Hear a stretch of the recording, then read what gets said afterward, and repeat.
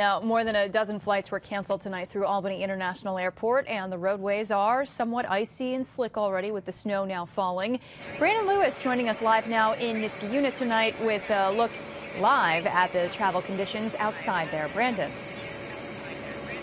Well, Dory, it's certainly snow-covered out here. I want to show you a quick example here. This is some fresh snow that has been falling all evening long. You can see about 2 or 3 inches on the roads, but crews are working hard to try to clear the roads. This is Balltown Road, where crews passed by about 15 minutes ago.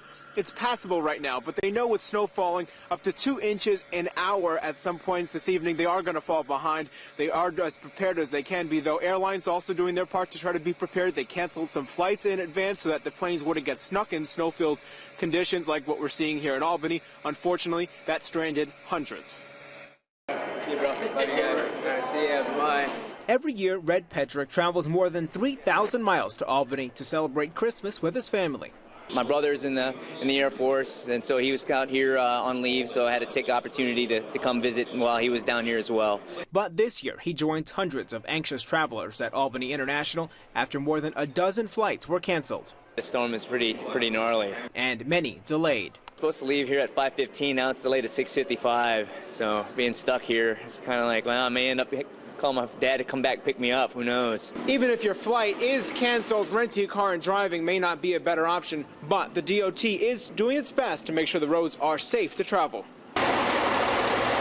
Trucks lined up for salt at the shed in Latham, wrapping up days of preparation for the storm. Some of them were even on yesterday and Christmas Day getting ready for the storm, that type of stuff. These guys are ready, rearing to go. They're going to be out there, this is what they do. Even though the trucks were ready before the first flakes hit, they know many drivers aren't as prepared. We didn't have much of a snow to drive in last year, so we might be a little out of practice in snow driving. Just remember what you did the year before. Unfortunately for Petrick, back at the airport, in years past, his father has always joked his flight would be the one to get canceled. This has been almost like a family tradition. Every year I come here during Christmas, he always says you're going to get stuck, and I guess finally caught up with me after about 30-plus years of coming down and visiting. Now, he did end up making it out of Albany to Baltimore, but unfortunately missed his connection to San Diego, so he might be spending the night in Baltimore unless they can find some way to reroute him.